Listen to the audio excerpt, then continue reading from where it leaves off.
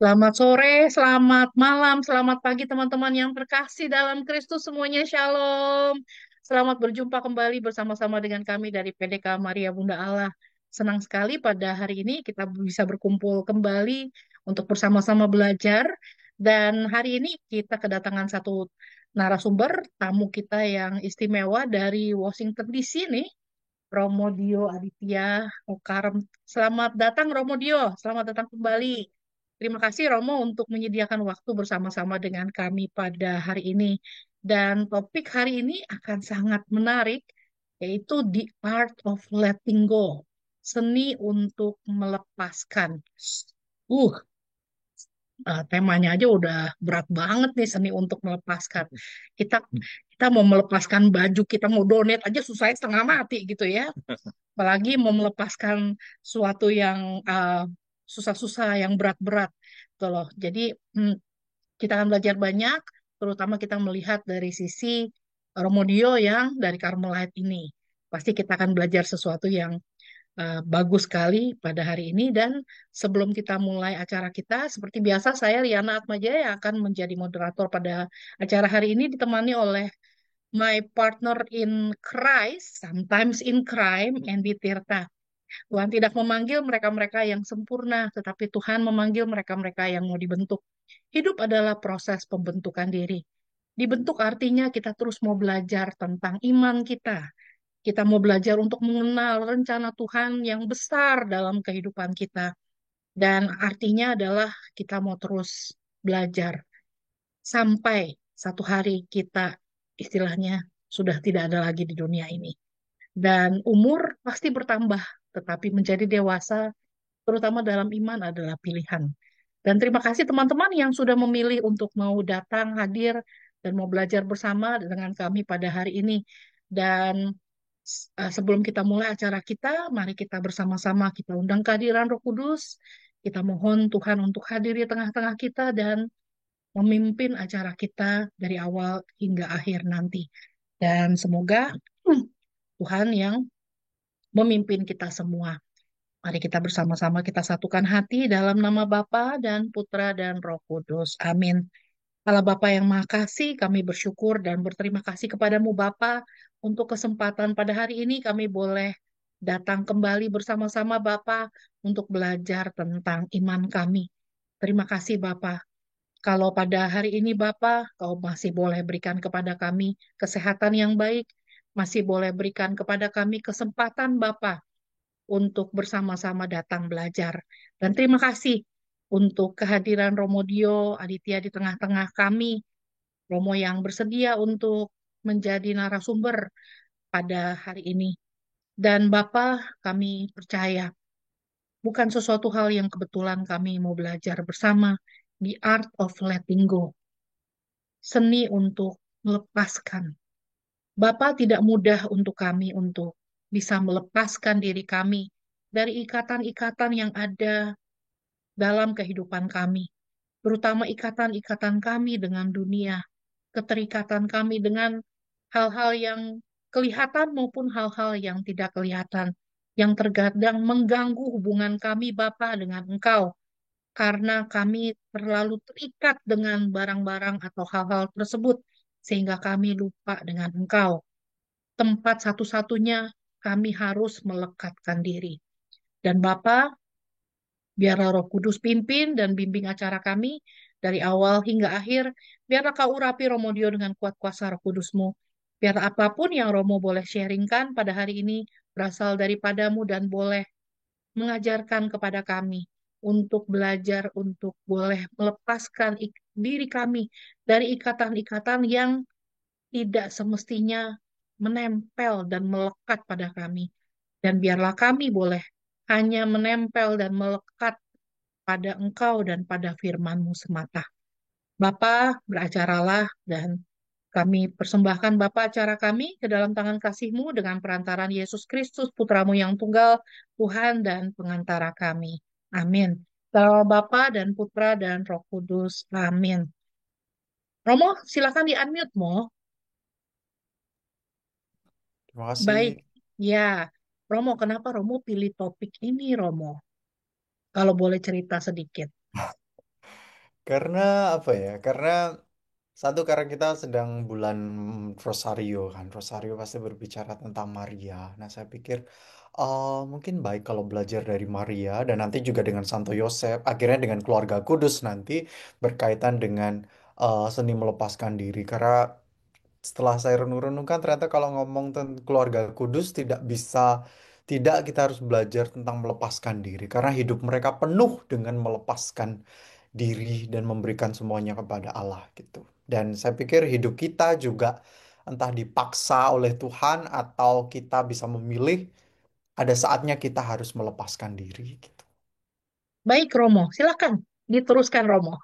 Baik, terima kasih. Selamat pagi, selamat sore, selamat malam semuanya dimanapun Anda berada.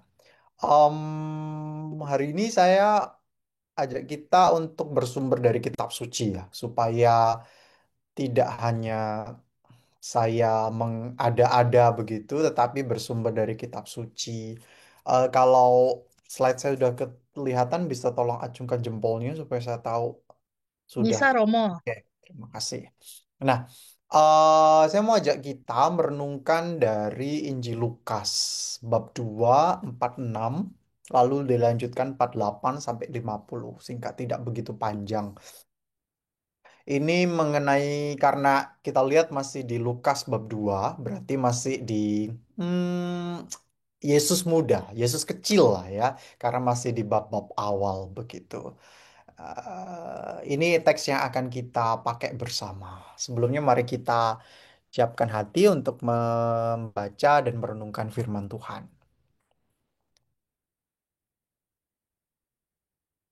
Inilah Injil Yesus Kristus menurut Santo Lukas. Dimuliakanlah Tuhan. Sesudah 3 hari, mereka menemukan dia dalam bait Allah. Ia sedang duduk di tengah-tengah alim ulama sambil mendengarkan mereka dan mengajukan pertanyaan-pertanyaan kepada mereka. Dan ketika orang tuanya melihat dia, tercenganglah mereka. Lalu kata ibunya kepadanya, "Nak, mengapakah engkau berbuat demikian terhadap kami? Bapamu dan aku dengan cemas mencari engkau." Jawabnya kepada mereka, "Mengapa kamu mencari aku? Tidakkah kamu tahu bahwa aku harus berada di dalam rumah Bapakku?" Tetapi mereka tidak mengerti apa yang dikatakannya kepada mereka. Maaf. Demikianlah Injil Tuhan. Terpujilah Kristus. Nah, kayak lagi ini masih kisah awal ya, masih kisah awal dalam Injil Lukas, artinya Yesus masih muda. Di dalam teks panjangnya yang lengkap sebenarnya disebut Yesus umurnya masih 12 tahun. Jadi masih masih sangat muda, masih kecil. Mungkin kalau di Indo kelas berapa ya? SD ya. Saya dulu umur 12 kayaknya SD kelas 6 kayaknya. SD kelas 6. Jadi Yesus masih kecil gitu. Nah, konteksnya Maria dan Yusuf membawa Yesus ke Yerusalem. Rumah mereka di Nazaret, mereka berjalan ke Yerusalem. Untuk apa? Untuk mempersembahkan kurban. Karena memang itulah hukum orang Yahudi masa itu. Mereka harus datang ke Bait Allah di Yerusalem untuk mempersembahkan kurban. Yesus sebenarnya tidak wajib hadir karena masih umur 12 tahun. Setelah umur 13 tahun baru dia wajib untuk datang ke Bait Allah. Tetapi kita bisa lihat bahwa Maria dan Yusuf mau membawa Yesus. Artinya sudah mau mengenalkan Yesus tentang agama, tentang Allah dan seterusnya dan tradisi. Dan perjalanan dari Nazaret ke Yerusalem itu jauh. Sekitar kalau naik, saya tadi barusan sebelum join Zoom ini saya cek dengan Google Maps. Kalau zaman sekarang dari Nazaret ke Yerusalem tuh butuh 1,5 jam driving ya, nyetir mobil. Kalau jalan kaki, saya ubah ke mode jalan kaki itu butuh 33 jam. Artinya 1 hari lebih, 1,5 hari lah katakan ya. Itu 33 jam non-stop kan nggak mungkin kan kalau non-stop. Jadi mungkin 1,5 hari jalan kaki dari Nazaret ke Yerusalem. Zaman sekarang, zaman itu belum ada jalan, belum ada jalan raya, belum ada terabasan-terabasan begitu. Jadi mereka harus memang benar-benar jalan kaki. Maka lama perjalanannya. Nah, Kisahnya setelah mereka mempersembahkan kurban, mereka kembali dari Yerusalem balik ke rumah ke Nazaret gitu. Jangan dibayangkan bahwa Maria, Yusuf dan Yesus berjalan hanya bertiga sendiri. Tidak, mereka berjalan rombongan. Karena kan memang itu hari raya, jadi banyak orang datang ke Yerusalem. Setelah selesai balik lagi ke tempatnya, termasuk ke Nazaret.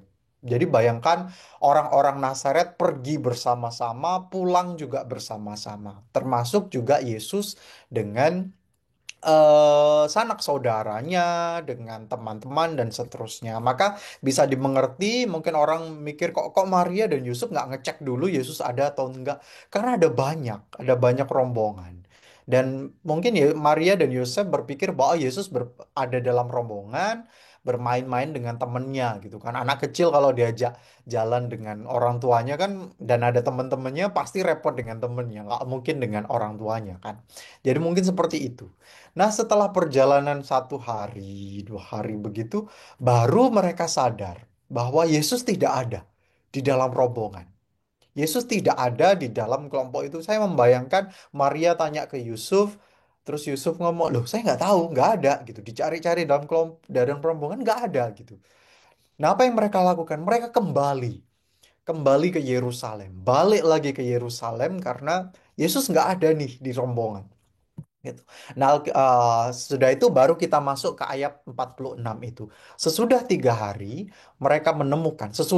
hari ya, 3 hari. Jadi setelah berjalan 3 hari mencari di kota di Yerusalem itu 3 hari. Nazaret dan Yerusalem itu kota yang berbeda sekali. Nazaret kota kecil, pinggiran. Yerusalem itu kota besar. Besar mungkin bisa dibayangkan dari mana ya? Hmm, seorang orang kampung pergi ke Jakarta begitu mungkin gampangannya ya. Jadi bingung gitu, kemana ini? Kota sebesar itu, Maria dan Yusuf harus mencari di kota sebesar itu anaknya. Maka mereka butuh 3 hari. Akhirnya menemukan Yesus di dalam bait Allah.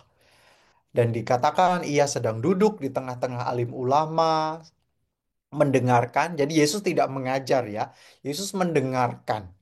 Yesus mendengarkan ahli-ahli Taurat dan orang Farisi mengajar itu, dan dia mengajukan pertanyaan-pertanyaan kepada mereka. Guru kalau ada murid yang bertanya dengan baik kan senang ya. Mungkin itu juga yang terjadi dengan ahli Taurat dan orang Farisi. Ada anak kecil yang pertanyaannya bagus banget.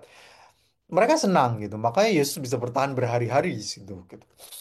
Dan akhirnya orang tuanya melihat dia ada di tengah-tengah situ, mereka tercengang. Nah, lalu ibunya Maria datang kepadanya dengan campuran menurut saya antara marah mungkin, antara takut, kecewa, capek segala macam, ketemu nih dengan anaknya. Dia ngomong gini ke anaknya, "Nak, mengapakah engkau berbuat demikian? Kenapa? Kami cemas loh. Aku dan bapakmu tuh nyari kamu dan kami cemas cari engkau. 3 hari kami cari engkau gitu." Ya mungkin Maria bukan orang yang ngamuan ya, bukan orang yang emosian gitu. Saya membayangkan kalau saya punya anak dicari 3 hari nggak ketemu gitu, mungkin terus ketemu mungkin saya ngomelnya nomor satu gitu. Saya pernah ngalami ini. Kalau waktu saya pernah mendampingi murid-murid SMA kami ke studi tour di Jepang. Nah, harusnya sudah kembali ke bis nih. Tapi ada satu anak yang tidak kembali. Terus kemudian HP-nya tidak aktif, jadi kami nggak tahu, jadi hanya bisa menunggu. Jadi setelah 1 jam baru dia kembali gitu. Dan apa yang terjadi setelah ia kembali, uh, tour leadernya ngamuk bukan main. Kamu kemana aja, dicari kemana-mana dan seterusnya gitu. Ya, ya seperti itu mungkin gambarannya. Tapi Maria tidak demikian. Maria lebih ke, kenapa? Kenapa kamu ini? Kami capek dan cemas loh mencari engkau gitu. Nah, inti yang mau kita renungkan ada di ayat 49. Jawab Yesus kepada mereka, "Mengapa kamu mencari aku? Tidakkah kamu tahu bahwa aku harus berada di dalam rumah Bapakku? Tidakkah kamu tahu bahwa aku harus berada di dalam rumah Bapakku?" Tetapi mereka tidak mengerti apa yang dikatakannya kepada mereka.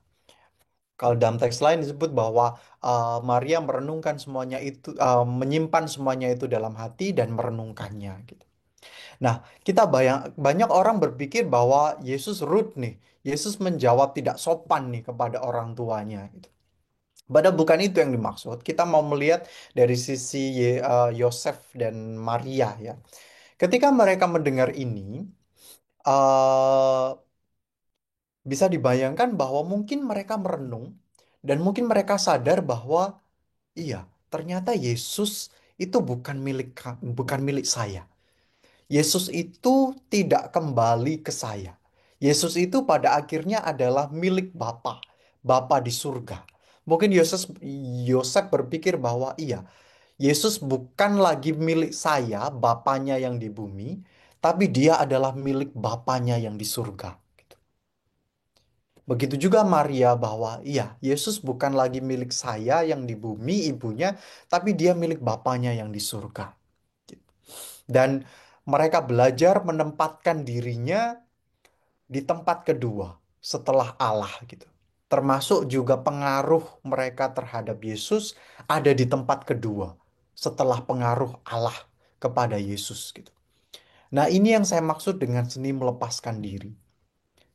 Jadi mereka melepaskan pengaruhnya, mereka melepaskan kepemilikannya atas Yesus dan mengembalikan kepada siapa pemilik yang seharusnya, Allah sendiri gitu. Dan sebenarnya kalau kita lihat hidup Maria dan Yusuf, sepanjang hidup mereka, mereka melepaskan semuanya bagi Allah. Kita ke Yusuf dulu. Yusuf sudah membayangkan akan menikahi Maria, punya pernikahan yang normal, punya keluarga yang normal. Tapi kemudian dia dapat kabar bahwa Maria hamil, dikandung dari Roh Kudus gitu. Dia mau meninggalkan itu, tapi akhirnya dia menerima Maria gitu. Dia melepaskan segala keinginannya, dia melepaskan segala mimpinya, punya pernikahan yang normal, punya keluarga yang normal, punya anak yang normal tanda kutip. Dia melepaskan semuanya itu, dia menempatkan dirinya di nomor dua, dan Allah menjadi nomor satu. Dan dia menerima Yesus dan Maria sebagai bagian dari rencana Allah itu. Begitu juga hidup Maria, saya pikir. Dia melepaskan pernikahannya, dia melepaskan keinginannya untuk menjadi ibu tanda kutip yang normal. Dia menerima, dia menerima Allah sebagai yang nomor satu dan melepaskan keinginannya untuk menjadi ibu yang tanda kutip normal, istri yang normal. Nah, inilah yang saya maksud dengan seni melepaskan. Menempatkan diri kita di tempat nomor dua dan Allah menjadi yang nomor satu. Karena kalau kita lihat sebenarnya, hidup kita tidak lebih dari melepaskan.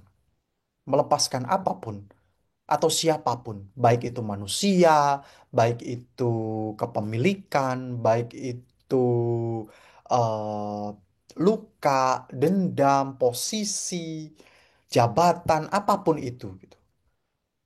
Dan ada saatnya Tuhan memaksa kita untuk melepaskan itu. Tidak ada pilihan bagi kita selain melepaskan. Contohnya gimana? Kematian. Kematian adalah contoh yang paling jelas Tuhan tanda kutip memaksa kita untuk melepaskan. Kalau Anda pernah mengalami ditinggalkan orang yang Anda cintai, itu juga melepaskan. Tuhan memaksa kita, tanda kutip, untuk melepaskan itu. Melepaskan orang yang kita kasihi itu. Mungkin kita bisa kesulitan ya menerima itu, gitu. Menerima bahwa enggak, saya masih pengen dia hidup, saya masih pengen dia ada di sini gitu. Tapi enggak bisa, maka mau nggak mau kita melepaskan itu. Itu kalau Tuhan memaksa. Tapi ada banyak hal, jauh lebih banyak hal, kita punya pilihan. Kita mau melepaskan atau kita mau genggam erat itu. Saya mau beri contoh dari hidup saya ya. Dulu tahun 2022, sebelum saya masih bekerja di SMA, di SMA saya, di SMA Dempo di Malang waktu itu. Saya masih menikmati pelayanan saya di sana, pekerjaan saya di sana. Lalu kemudian Februari tahun 2022, pimpinan saya provinsial bicara, Dio, kamu nanti bulan April, no, bulan Mei, kamu sudah harus ada di US gitu. Saya pikir, hah? Apa? Iya, bulan Mei 2022 kamu sudah harus ada di US. Saya minta kamu untuk melanjutkan studi dan pindah ke sana meninggalkan ini gitu. Em, saya punya pilihan untuk melepaskan itu atau saya mau genggam erat pelayanan saya di sana. Kenapa?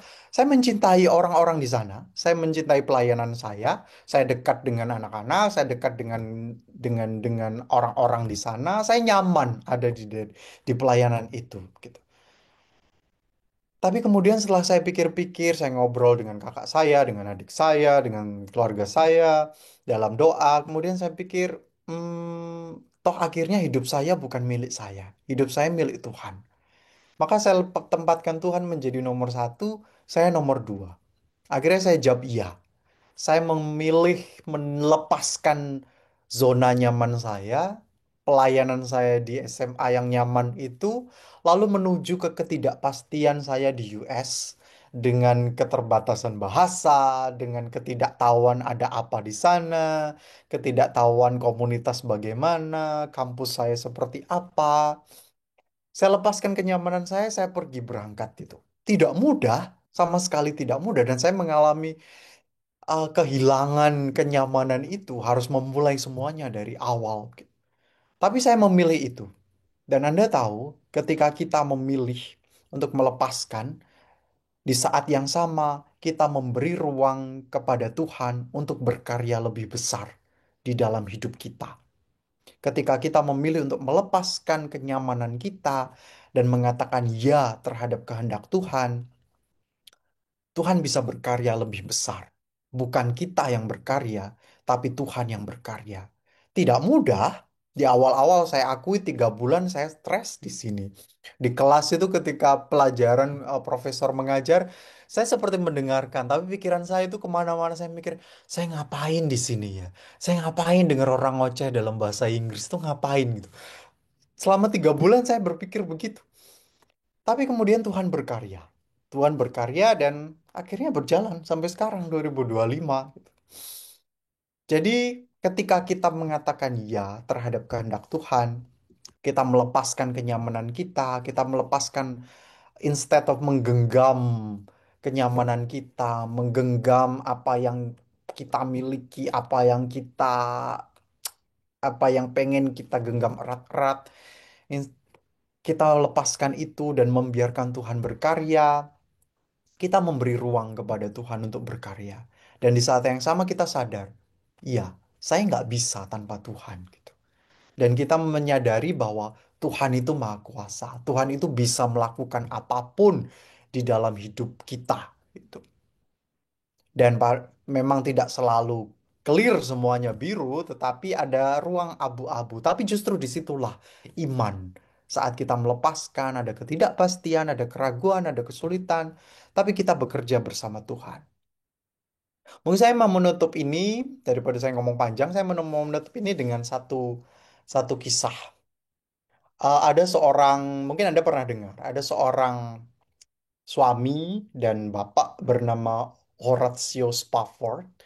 Dia hidup di Chicago waktu itu sekitar tahun 1900-an awal. Dia hidup bahagia bersama dengan istri dan kelima anaknya di Chicago. Dia seorang businessman dan seorang lawyer yang sukses. Jadi dia mapan, keluarganya bahagia dengan kelima anak dan satu istrinya. Dia hidup tenang lah di Chicago. Lalu kemudian terjadi Great Fire di Chicago, kebakaran hebat di Chicago. Dan kebakaran itu hampir mengambil semua properti dari si Horatio Spafford itu. Termasuk juga membakar anak laki-laki terkecilnya. Anak laki-laki satu-satunya dan yang paling kecil, nomor 5. Nah, karena pengalaman itu terus juga berharap untuk kehidupan yang lebih baik karena propertinya banyak yang terbakar, maka Pak Horatio Spafford ini mengirim istri dan anak-anaknya ke England. Zaman itu ya, tidak ada pesawat, masih naik kapal gitu. Karena dia masih ada urusan di Chicago, dia kirim istri dan keempat putrinya, empat-empatnya cewek, keempat putrinya naik kapal duluan ke England. Nah, tapi di tengah perjalanan, kapalnya tenggelam. Kapalnya tenggelam, termasuk juga keempat anaknya, keempat putrinya. Yang selamat hanya istrinya. Istrinya mengirimkan telegram kepada suaminya, sangat singkat, isinya "safe alone", selamat sendiri gitulah ya singkatnya gitu, terselamatkan sendiri gitu. Mendengar kabar itu, Spafford langsung ngambil kapal yang lain, dia berangkat, dia berangkat.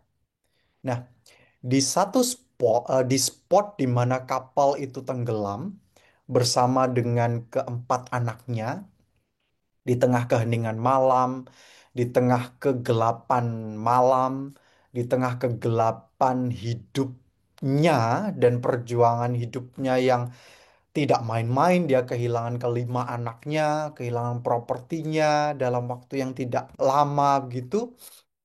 Dia duduk di sana, dia merenungkan itu. Kemudian dia belajar untuk melepaskan. Dia menyadari bahwa gimana pun Tuhan harus menjadi yang nomor satu. Bagaimanapun, kelima anaknya adalah milik Tuhan. Bagaimanapun, properti dan semua kekayaan yang ia punya pada akhirnya adalah milik Tuhan. Dan ia belajar untuk melepaskan itu. Nah, di tengah keheningan malam itulah, di tengah-tengah situasi yang gelap gulita, baik secara fisik malam itu maupun gelap gulita hidupnya itulah, dia menciptakan lirik lagu rohani yang sampai sekarang masih sangat dikenal dan powerful bagi banyak orang. Sebentar, saya mau ini, mungkin Anda tahu lirik lagu ini. When peace like a river attendeth my way, when sorrows like sea billows roll, whatever my Lord, thou hast taught me to say, it is well, it is well with my soul. It is well with my soul. It is well, it is well with my soul. Di tengah situasi itulah dia menciptakan lirik ini. Mungkin kita saat mendengar saat ini kedengarannya enak didengar, bagus sekali. Tetapi di balik itu ada banyak hal yang dilepaskan oleh Pak Spafford ini. Ada banyak hal yang ia lepaskan untuk akhirnya mengatakan, ya, it is well. Jiwa saya akan baik-baik saja sejauh saya menempatkan Allah nomor satu. Dan saya pikir itu juga adalah panggilan hidup kita. Kita akan baik-baik saja, hidup kita akan baik-baik saja kalau kita menempatkan Allah nomor satu dan kita nomor dua. Semuanya akan baik-baik saja dengan diri kita, dengan hidup kita. Kalau kita mau melepaskan kalau kita mau melepaskan kepemilikan diri kita, mau melepaskan apa yang melekat, membuat hati kita terlekat dan membiarkan Allah untuk berkarya di dalam hidup kita. Tidak mudah, pasti, bukan hal yang gampang, tetapi inilah perjalanan hidup kita. Karena mau tidak mau, kadang Allah akan memaksa kita untuk melepaskan itu. Maka lebih baik kita sendiri belajar untuk melepaskan itu. Sebelum Allah sendiri yang tanda kutip memaksa kita untuk melepaskan itu. Karena bagaimanapun Tuhan meminta kita untuk menempatkan Dia sebagai yang pertama, sebagai prioritas utama. Baru kita dan yang lain-lainnya gitu. Maka hidup kita akan baik-baik saja kalau Allah menjadi yang nomor satu dan kalau kita selalu berjalan bersama Allah. Tuhan berkati. Itu saja dari saya. Terima kasih Romo. mudah dikatakan, tidak mudah dilakukan. Setuju. Ya, seperti yang tadi ketika Romo cerita tentang Horatio, cerita tentang itu dan saya cuma membayangkan satu, ketika Maria berada di kaki salib Yesus, Mhm. apa yang Bunda Maria rasakan di situ? Ketika dia melihat anak satu-satunya yang Tuhan bilang, yang Allah Bapa bilang, ini adalah anakku yang kukasihi. Dia yang akan menjadi Mesias. Tetapi kok dia disalib? Iya. Loh, jadi Maria yang tidak mengerti rencana besar Bapa dalam kehidupan dia dan dalam kehidupan Yesus, pasti banyak pergumulan yang Bunda Maria juga alami pada saat melihat Yesus yang disalib seperti itu. Mhm. Dan ketika kita dalam perjalanan hidup yang sulit, kenapa enggak kita berjalan bersama-sama dengan Ibu Maria yang udah lebih dahulu mengalami hal seperti itu. Jadi kita punya teman, kita nggak sendirian. Ya, jadi Ibu Maria yang lebih dahulu mengalami hal seperti itu, melepaskan sesuatu yang amat sangat sulit. Bahkan mungkin dia juga bertanya-tanya kepada Bapak, apa sih Bapak yang terjadi ini? Gitu loh ya. Kenapa kok jadi begini gitu loh. Tapi hebat ya Mo ya. Kalau kita lihat ya Mo, um, perjuangan Ibu Maria bisa sampai pada titik itu.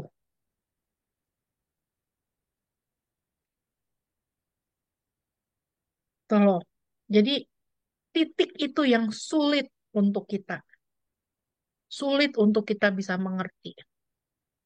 Tapi dengan kediaman dia, dia bisa mengerti. Udah pandangan nggak Mo? Apa yang um, waktu itu mungkin Ibu Maria rasakan untuk melepaskan? Saya mau cerita dulu. Jadi ketika ayah saya meninggal tahun 2021 begitu, saya ingat persis bahwa em, ibu saya itu tidak bisa berdiri. Ibu saya hanya bisa duduk menangis begitu di samping samping peti jenazah sepanjang hari-hari itu. Terus kemudian ya, ibu saya bisa hari-hari biasa, ibu saya bisa berdiri, bisa bisa jalan, bisa lari, bisa kayang juga bisa. Tapi di hari itu ketika dihadapkan pada kematian orang yang dikasihinya, ibu saya tidak bisa berdiri. Gitu. Di dalam bacaan Injil disebutkan ketika Yesus disalib, Maria berdiri di situ. Artinya apa? Maria ini orang yang kuat, dihadapkan pada kematian orang yang dikasihinya, dan kematiannya bukan main-main ya. Kematian yang seperti itu, disalib, telanjang dengan penuh luka, darah, dicemooh orang, dihadapkan pada hidup yang begitu berat itu, dia berdiri. Artinya dia wanita kuat ini. Kuat bukan dalam hal fisik, tetapi dia kuat dalam hal iman. Ada banyak, saya yakin ada banyak pertanyaan di dalam diri Maria gitu. Kenapa? Kalau anakku kamu sebut sebagai anak Allah, kamu sebut anakku sebagai Mesias, kamu sebut anakku sebagai Immanuel, Allah besertamu. Kenapa kok seperti ini gitu? Kenapa kok meninggalnya seperti ini? Di mana kamu mengatakan Immanuel Mesias itu di mana? Saya yakin ada banyak pertanyaan di dalam Maria. Sejak sejak dia mengatakan ya terhadap rencana Allah sampai dengan salib dan seterusnya, ada banyak pertanyaan Maria. Tetapi justru disitulah iman Maria kuat. Kenapa? Karena dia merenungkan semuanya itu dan membawa itu bersama Allah. Bukan dengan pikiran dan hatinya sendiri, tetapi dia libatkan Allah gitu. Karena kalau dengan otaknya dan pikirannya sendiri nggak akan mampu kita. Tetapi dia libatkan itu. libatkan Allah gitu. Dan akhirnya dia tahu bahwa oke, akhirnya Allah yang harus menjadi utama gitu. Ada hal yang harus ia lepaskan. Ada mungkin keinginan, mungkin pandangan yang menurut dia, oh Immanuel itu seperti ini, oh Mesias itu seperti ini. Dia lepaskan pandangan itu. Dan dia belajar untuk menerima pandangan dan rencana Allah yang Immanuel itu seperti ini. Mesias itu disalib seperti ini gitu. Dia belajar untuk menerima itu. Dan saya pikir juga hidup kita juga seperti itu, meskipun bentuknya lain ya. Bentuknya lain gitu, ada saatnya kita tidak paham dengan rencana Allah dengan hidup kita. Kok saya dipindah? Kok saya dipecat? Kok saya di layoff? Kok anak saya begini? Kok suami saya begini? Istri saya begitu? Ada banyak pertanyaan dalam hidup kita gitu. Harusnya kan begini Tuhan. Harusnya kan seperti ini. Anak itu kan harusnya seperti ini. Suami istri itu kan harusnya seperti ini. Pekerjaan kan harusnya seperti ini. Romo kan harusnya seperti ini. Gereja kan harusnya seperti itu. Itu pikiran dan menurut kita, pandangan kita. Tapi pada akhirnya kita harus menyesuaikan itu dengan rencana dan kehendak Allah gitu. Ada banyak pertanyaan, tapi ya kita diajak untuk seperti Maria, bertanya, berdiam, merenungkan, dan akhirnya tahu, oke, saya terima kehendak dan pandangan Allah itu. Tidak mudah, tetapi ya itu jalan kita.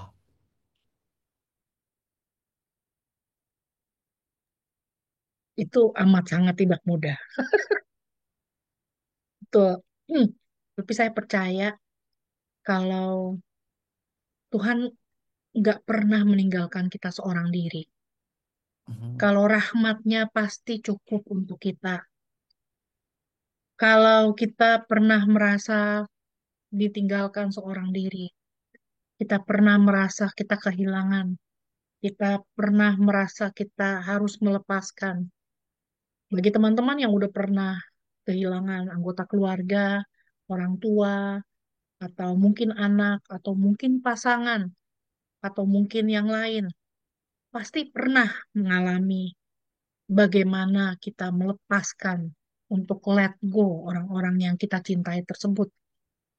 Perpisahan, entah itu perceraian, kematian, atau yang lain-lain, itu pasti membawa satu luka yang dalam dalam kehidupan kita. Dan gimana Romo kita menyikapi eh, dengan kehilangan tersebut, karena letting go itu juga kan nggak bisa letting go dalam waktu sehari dua hari kita letting go gitu kan nggak mungkin loh. Pasti butuh Mhm. proses. Pasti juga ada yang lama sampai bertahun-tahun untuk bisa benar-benar sungguh bisa melepaskan dan merelakan Iya. itu loh mau. Jadi bukan sesuatu hal yang simple, sesuatu hal yang eh, butuh bisa proses yang panjang. Itu loh. Ya mungkin teman-teman ada yang mau bertanya sama Romo Dio seputar seni untuk melepaskan ini dari apa yang Romo tadi bawakan. Ada pertanyaan atau ada komen atau mungkin ada sharing yang lain? Silakan. Oke. Nah, ini si Marta ada nanya nih. Hmm, ya, ya, I have experience. Ya, kita banyak, dia banyak pengalaman uh, kehilangan dalam hidup orang-orang yang dia cintai. Terus juga barang-barang yang dia miliki karena kebakaran. Dan sampai saat ini udah bisa letting go belum, Bu Marta? Betul, atau masih Well, proses untuk letting go? well, that's what, you know, yang justru yang mau tahu bagaimana kita bisa tahu kalau kita udah let go everything. Maksudnya udah bisa pasrah atau enggak. Soalnya kan we live with the memory kan. Ya, Jadi betul. jadi biar bagaimana once in a while walaupun kita pikir udah lupa, but once in a while it comes back gitu kan. Apalagi kalau Mm-mm, ada situation yang mirip-mirip gitu. mm-mm, Iya kan? betul. Terus Iya. yang tadi Romo bilangin kehilangan anak gitu misalnya ya, terus kehilangan ini, terus from the fire losing everything. I was thinking like, yeah, I have lost everything all of a sudden, like in just split moment, right? Sampai waktu itu untungnya untungnya pulang dari kantor. Jadi ada mobil mobil ada, terus barang apa baju di badan yang masih oke ya, bukannya daster gitu kan, bukannya Hmm. baju rumah segala. Tapi just like a homeless ya, maksudnya sampai Red Cross kasih cuma satu kantong isinya toothpaste, toothbrush, Ini barang-barang terus keperluan no yang cuman ya saat gitu itu doang. doang ya. Razor, malahan yang iya, razor, terus deodorant, that's only it, sabun, that's all. Hmm. Terus cuma ditanya, do you have any place to stay tonight? Terus dia kasih itu card $250 kayak credit card gitu. So you can use this, for at least sleep tonight apa segala macam. Terus aku pikir, oh my God. So this is how people feel when they lost everything dalam sekejap mata ya. Si Um, bersyukur kepada Tuhan loh di sini loh. Coba kalau iya, iya, kebakarannya di Indonesia nggak dapat apa-apa loh. iya, makanya. Terus terus waktu Iya. apa sebelum itu juga berapa tahun sebelumnya kan, selain kehilangan orang tua, suami juga kan meninggal gitu kan. Jadi yeah, I've lost so many things in my life. Tapi ya yang bikin untungnya my faith itu nggak deter ya. Maksudnya kalau kayak my father-in-law said, I don't understand how you could still be strong. Terus lagi suami meninggal, terus saya bilang, well, I have to be strong for the kids. Iya kan, anak-anak kan waktu itu masih kecil kan. Terus kalau misalnya I collapse gitu, ya ya secara sembunyi-sembunyi, maksudnya di belakang anak-anak ya, I cried every day and night pretty much, about 3 4 months, almost every day, sobbing. Tapi di depan anak-anak kan mesti kelihatan kuat kan, maksudnya mesti kelihatan, kalau enggak kan anak juga ini.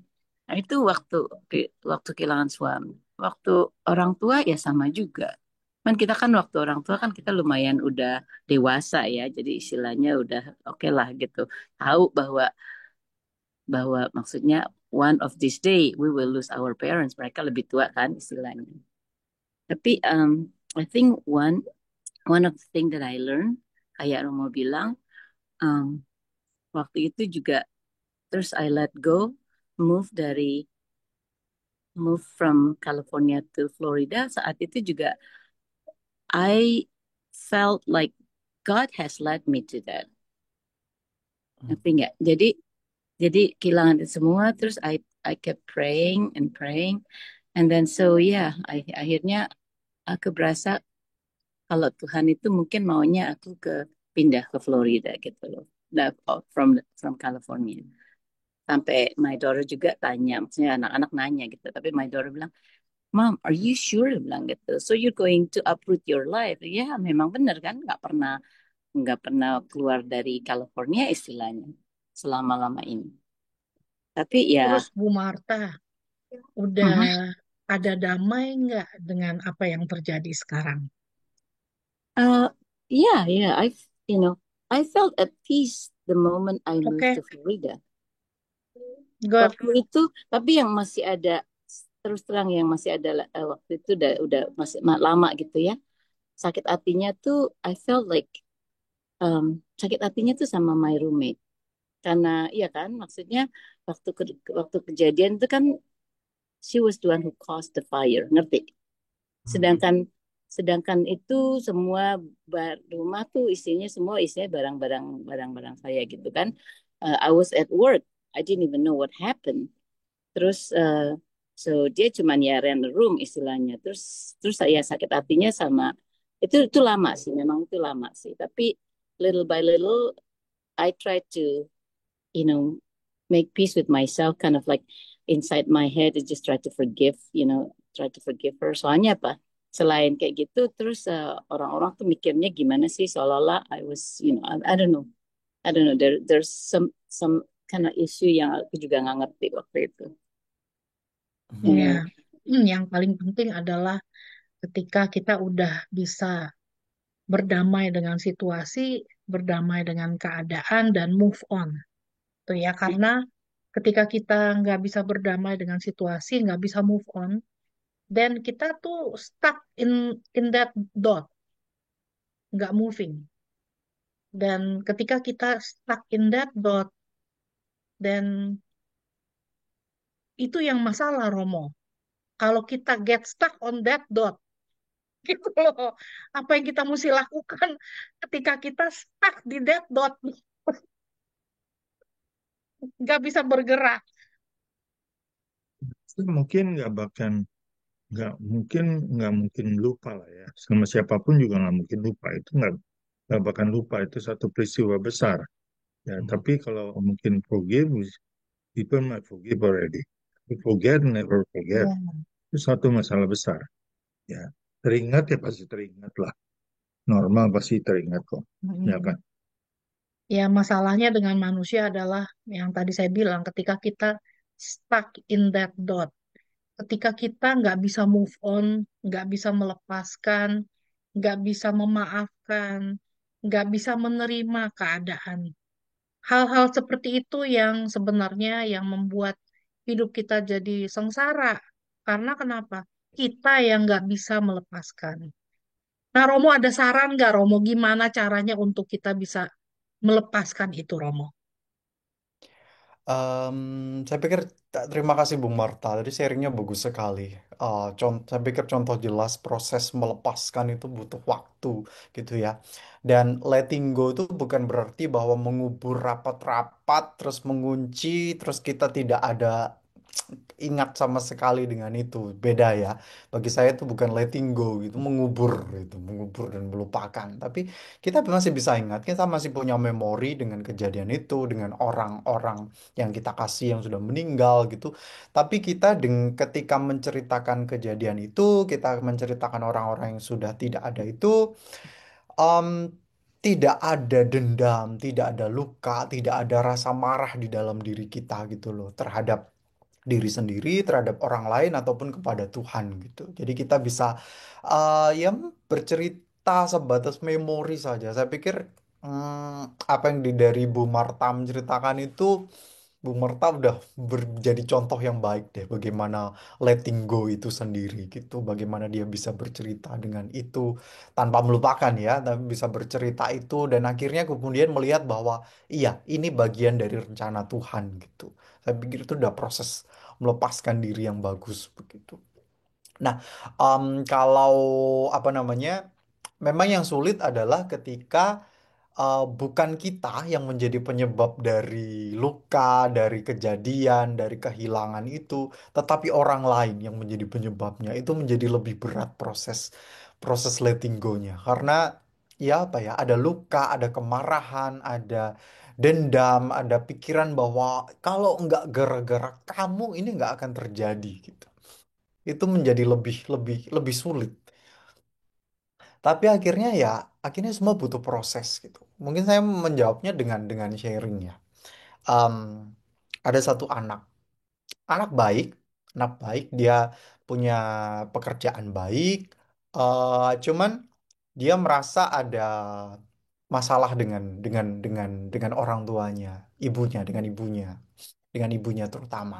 Karena dia sudah berusaha menjadi anak yang membahagiakan ibunya, dia pokoknya menjadi kebanggaan bagi ibunya, tapi dia merasa bahwa apa yang dia dapat dari ibunya itu selalu hal yang menyakitkan bagi dia gitu. Karena ibunya tidak menganggap dia sebagai anak atau sebagai manusia, tetapi menganggap dia sebagai tanda kutip barang yang barang yang dibanggakan gitu loh. Sebagai satu, oh anak saya kerja di sini, anak saya sukses apa segala macam. Tapi dia tidak menganggap anaknya ini sebagai anak yang ya anak, bagaimana anak afeksinya tidak terpenuhi. Dia memberi contoh banyak ketika misalkan dia lulus kuliah, dia lulus SMA, tidak ada ucapan selamat. Ketika dia nerima juara satu, dia menang lomba, dia diterima pekerjaan yang bagus. Tidak pernah ada ucapan selamat dari ibunya atau kata yang kayak ibu bangga gitu denganmu. Tidak pernah ada gitu. Tetapi di tempat lain ibunya selalu membanggakan, oh anak saya lulus, oh anak saya apa. Tapi di hadapan anaknya dia tidak pernah mengatakan itu gitu.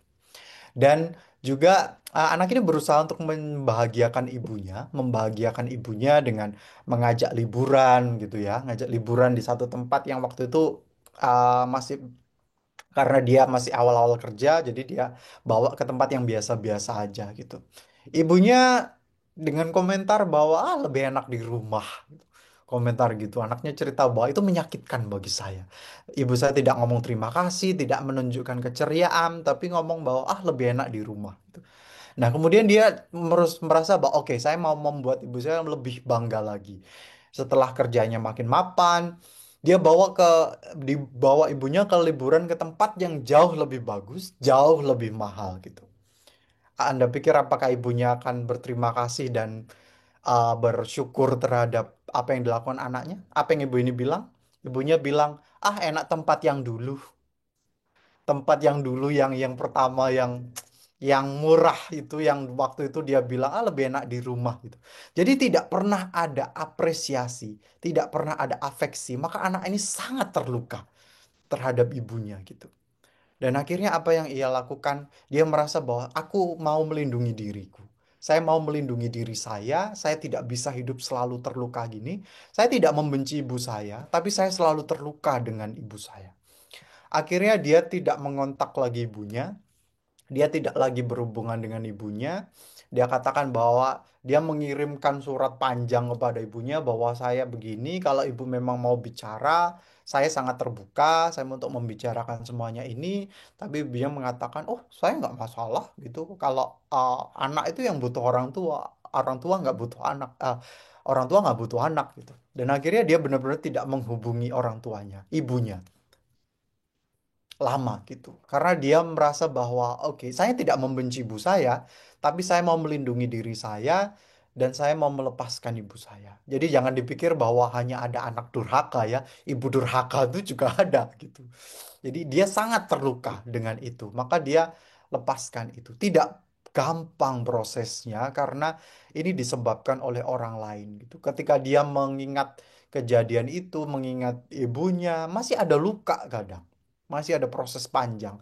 Tapi kemudian apa yang dia katakan, saya belajar untuk berdoa, Romo. Meskipun mungkin dia bukan musuh saya, ibu saya bukan musuh saya, tapi Yesus katakan berdoalah bagi orang yang membencimu, yang menyakitimu, yang apa. Saya doakan. Gitu. Tidak gampang gitu orang yang bahkan orang yang dekat dengan saya tapi juga menyakiti saya, tidak gampang mendoakan itu. Tapi akhirnya pelan-pelan dia mulai melepaskan. Oke, it's okay. Meskipun ketika dia melihat ada keluarga bahagia, anak dengan orang tua dengan anaknya, ada rasa terluka gitu, ada rasa hilang. Tapi akhirnya dia lepaskan itu, gitu. Dia lepaskan itu. Dan ya kita mencoba untuk berbicara dengan ibunya, tapi ibunya memang tipe yang keras sekali. Jadi tidak mudah gitu. Nah, ini contoh untuk bahwa proses melepaskan itu butuh waktu panjang, butuh proses panjang. Tapi yang pasti adalah kita harus melibatkan Tuhan. Itu yang pasti, gitu. Karena kalau hanya kita saja, hasilnya hanya akan ada marah, amarah, dendam, dan luka. Bahkan bisa jadi juga kejahatan. Orang membalas dendam, orang membunuh itu karena tidak bisa melepaskan luka gitu loh. Dan mereka eh, menggunakan dirinya sendiri dan tidak melibatkan Tuhan. Itu hasilnya. Maka proses ini harus melibatkan Tuhan. Tidak bisa tidak gitu. Dan akhirnya kemudian hasilnya apa? Kita menjadi lebih tahu siapa Tuhan dan lebih tahu siapa saya. Gitu.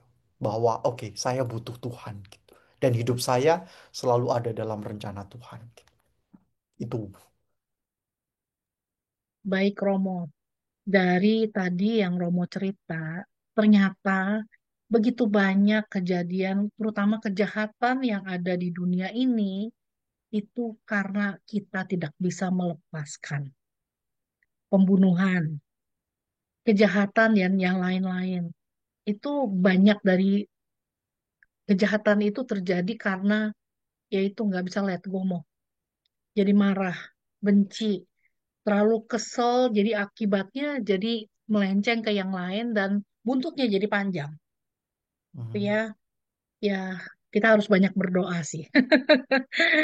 Jadi itu tugas kita untuk banyak berdoa, kita mohon rahmat Tuhan supaya kita diberikan rahmat, kerendahan hati untuk bisa terus belajar untuk melepaskan dan belajar untuk melekat kepada Tuhan karena amat sangat nggak mudah apalagi dengan keadaan situasi dunia yang semakin kacau balau seperti sekarang-sekarang ini. Jadi yang benar bisa kelihatan salah, yang salah bisa kelihatan benar. Jadi nggak tahu lagi yang mana yang benar dan yang mana yang salah. Tapi saya percaya kalau rahmat Tuhan cukup untuk kita semua. Ya, terima kasih Romo Dio untuk waktu kebersamaan bersama-sama dengan kita selama 1 jam ini dan terima kasih untuk teman-teman yang sudah mau bersama-sama belajar dengan kita semua di sini. Ya, kita semua hanya bisa mohon rahmat Tuhan dalam perjalanan kehidupan kita seperti yang bacaan hari ini ya, em, renungan harian hari ini kasih tahu ke kita kalau Tuhan itu ada. Tuhan itu ada di depan mata kita. Cuman kitanya nggak ngeliat Tuhan. Dan kita bisa membaca tanda-tanda zaman, tapi kita tidak bisa melihat kasih Tuhan yang ada di depan kita. Dan Tuhan kasih kita kesempatan untuk bisa, untuk mau melibatkan Dia dalam kehidupan kita. Karena hidup adalah kesempatan.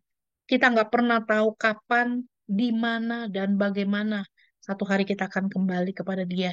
Dan semoga hari itu kita didapati dalam keadaan berdamai dengan Tuhan, dengan diri kita, dan dengan sesama. Baik, sebelum kita akhiri acara kita, saya akan share screen bagi teman-teman yang um, mau terpanggil untuk memberikan persembahan kasih untuk Romodio dan misi Romodio di Amerika. Silakan di sel ke saya, Riana di 650 580 3488. Buat yang di Indonesia, silakan ditransfer ke account Marcella Mila Kartika, BCA Cabang Jakarta 519 515 4039. 100% dari persembahan yang teman-teman berikan, kita akan berikan untuk Ministry Romodio di sini. Dan terima kasih untuk kebaikan hati teman-teman semua. Tuhan Yesus memberkati. Dan sebelum kita akhiri, mohon berkat dan doa Romo untuk kita semua, Romo dalam perjalanan hidup yang tidak mudah ini. Semoga kita boleh belajar dari pribadi Bunda Maria Santo Yosef untuk belajar untuk selalu percaya dan taat kepada Tuhan sampai akhir. Ada kata-kata terakhir, Romo, buat kita semua. Kata-kata terakhir kayak mau. Um, ada, mari kita jalani. Mari kita libatkan Tuhan dalam keseharian kita, di dalam hidup kita setiap hari. Jangan menyisakan waktu untuk Tuhan, tapi beri waktu untuk Tuhan. Gitu ya. Jadi Tuhan tidak diberi sisa-sisa saja, tapi kita memang memberi waktu buat Tuhan dalam hidup kita. Gitu. Terima kasih, Tuhan berkati. Mari sekarang kita siapkan hati untuk berdoa. Dalam nama Bapa dan Putra dan Roh Kudus. Amin. Tuhan, limpah syukur kami panjatkan kepadamu atas hari ini, juga atas hari baru yang kau berikan kepada kami. Terima kasih untuk semua rahmat dan berkat-Mu sampai dengan saat ini. Ada banyak hal yang tidak kami mengerti dalam hidup kami, Tuhan. Ada banyak pertanyaan di dalam hidup kami. Kami juga mohon ampun apabila kami tidak melibatkan-Mu di dalam banyak hal hidup kami.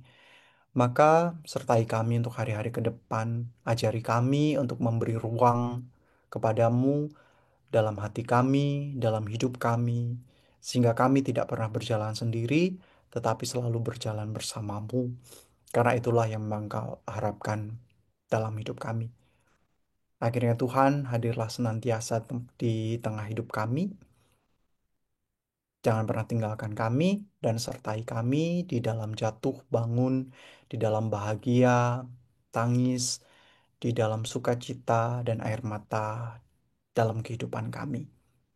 Semoga kami selalu memberi ruang kepadamu di dalam perjalanan hidup kami. Semuanya ini kami mohon dengan pengantaraan Kristus Tuhan kami. Amin. Tuhan bersamamu dan bersama. Bersama rohmu. Semoga saudara-saudari sekalian dimanapun berada dan orang-orang yang kita kasihi dimanapun mereka berada senantiasa dilindungi dan diberkati oleh Allah yang Maha Kuasa.